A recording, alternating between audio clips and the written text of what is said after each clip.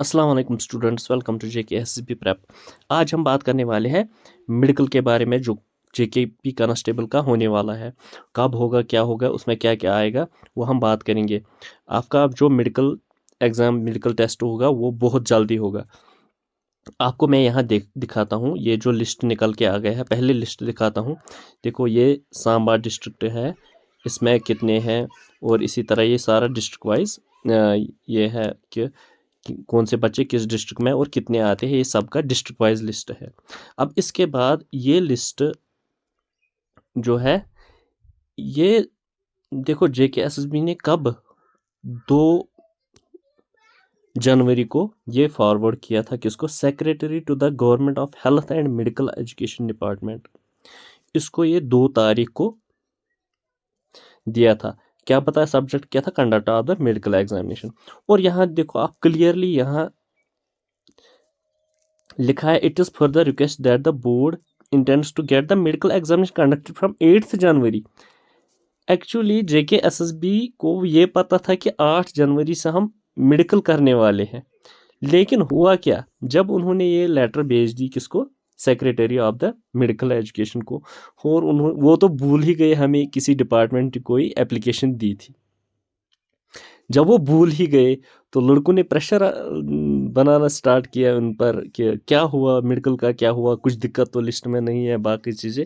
बहुत सारे सस्पिशन दिमाग में आ रहे हैं कि शायद कुछ कोर्ट केस है, वो है, ये है, बाकी सारी चीज़ें इसी चक्कर में शायद ही। लेकिन उनको ये पता नहीं था कि ऑलरेडी 8 तारीख से JKSSB ने सेट किया था डेट कि 8 तारीख से हमें मेडिकल, लेकिन वो अथॉरिटी भूल गए थे। कौन? सेक्रेटरी।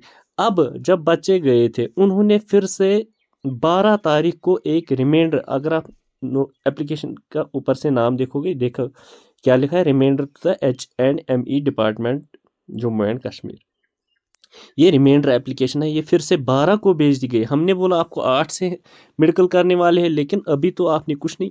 अब फिर मेडिकल डिपार्टमेंट को याद आ, सेक्रेटरी साहब को याद आ गया, हमें तो कोई एप्लीकेशन मिली थी 2 तारीख को। अब उन्होंने क्या किया, ये इसको टैग दिया मोस्ट अर्जेंट, मतलब ऑलरेडी लेट बहुत हो चुका है। अब क्या है कि जल्द से जल्द हमें ये लिस्ट, ये इसके बारे में ये बताओ कि मेडिकल कौन करेगा, कब करेगा, कहाँ होगा, ये उसी के बारे में ये मतलब जानकारी चाहिए। अब क्या है, मेडिकल अथॉरिटी जो है, उन्होंने एक्शन ले ली बहुत जल्द, जब इनको याद आ गया 12 तारीख को कि हमें तो कोई लेटर दी गई थी। अब इसके बाद मैं दिखाता हूँ थोड़े और एविडेंसेस के क्या हुआ, 12 के बाद क्या हुआ। 12 के बाद फिर आता है 14 तारीख।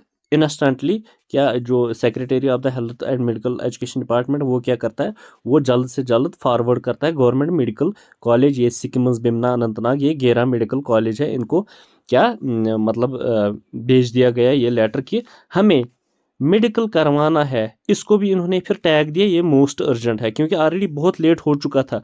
और बोला कि with in a period of 2 days, मतलब 14, 15 और 16 तारीख तक हमें जल्द से जल्द इंफॉर्मेशन दीजिए, किसके बारे में? District wise medical examination capacity per day, आपके पास कितनी कैपेसिटी है, और हमें फैसिलिटेट कीजिए, हमें फैकल्टी भी दीजिए जो मेडिकल करने वाले हैं। इसके बाद मैं आपको दिखाता हूँ ये, अब जब GMCs में ये लेटर्स गए, इसके बाद और एक उभर के सामने आ गया, ये वाला। इसके बाद हमें दिखने को मिलेगा कि ये office of the medical superintendent, ये बता रहा है कि ये जनरल मेडिसिन और ऑर्थोपेडिक्स, जनरल सर्जरी, ये GMC बारामूला को क्या बताया गया, हमें जल्द अज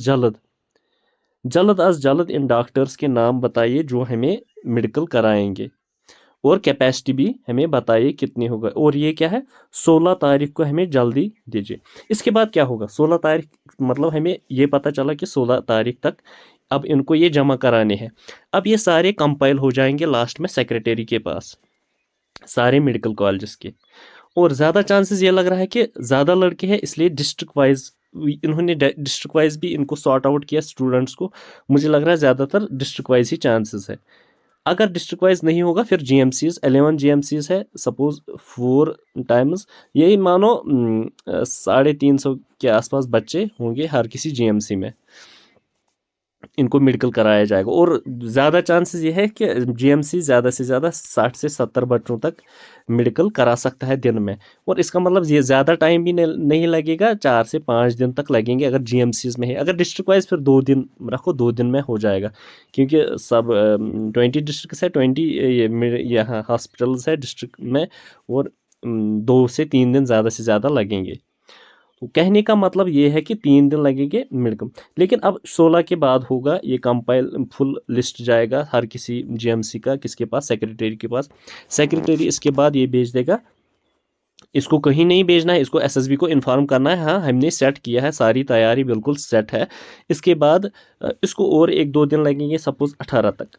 18 के बाद ये भेज दिया जाएगा SSB ऑफिस तक। SSB सेक्रेटरी जो है वो क्या करेगा, वो फिर फाइनलाइज करेगा कि अगर उन्होंने बोला हमें 60 बच्चों की कैपेसिटी है और डिस्ट्रिक्ट वाइज कराएंगे, फिर ये 60 बच्चे वो सॉर्ट आउट करेंगे, कोई डेट मुकर्रर होगी। मुझे लग रहा है इसी 20 के बाद ही होगा, 20 के बाद मेडिकल होगा और बहुत जल्दी होगा। और यही 2-3 दिन में, मतलब इसी इसी महीने में ही आपका मेडिकल भी होगा, और इसी महीने में आपका फाइनल ये लिस्ट भी आएगा। अब मैं आपको बता रहा हूँ मेडिकल में क्या क्या आएगा। देखो डॉक्टर्स कितने उन्होंने किए, 5 सिलेक्ट। अब general medicine, orthopaedics, general surgery, ophthalmology and ENT। General medicine में वही होते हैं, ब्लड सैंपल्स आपका लिया जाएगा, आपका यूरिक एसिड यूरिन टेस्ट किया जाएगा, थायराइड टेस्ट किया जाएगा, ब्लड शुगर, LFT KFT बाकी जो है वो किए जाएंगे। और आपका ये जो हार्ट है वो उसका ये क्या ECG वो किया जाएगा। इसके बाद ऑर्थोपेडिक्स के पास जाएंगे, और आपका देखो फ्रैक्चर नहीं होना चाहिए, आपका कोई मेजर फ्रैक्चर, मतलब जिससे कोई प्रेजेंटली दिक्कत होगी, या आपके पास नॉक नीज ज़्यादा नहीं होनी चाहिए कि आप अगर दौड़ लगाओगे आपके जो नीज है वो आपस में टकराएंगे, और ऑर्थोपेडिक्स वही देखता है। इसके बाद जनरल सर्जरी में जाएगा, वहाँ भी कोई एक्सपर्ट होगा, वो आपको देखेगा आपके पास कोई ऐसी सर्जरी तो नहीं हुई जिससे आपको मतलब प्रॉब्लम हो जाएगी। फौजी, आखिरकार पुलिस एक फोर्स ही है, फोर्स में दौड़ने में कोई दिक्कत नहीं आ जाएगी, सांस फूलती नहीं, बाकी चीज़ें।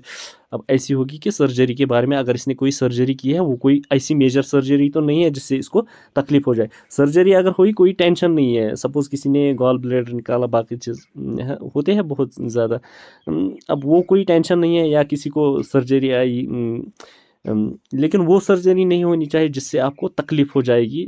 हाँ, अब ऑर्थोपेडिक्स भी यही है कि अगर कोई ऐसा फ्रैक्चर नहीं होना चाहिए कि आप सपोज दौड़ नहीं पाओगे, चल नहीं पाओगे, एक्सरसाइज ड्रिलिंग, मॉक ड्रिलिंग, वो की चीज़ वो नहीं कर पाओगे, वो भी आपको देख।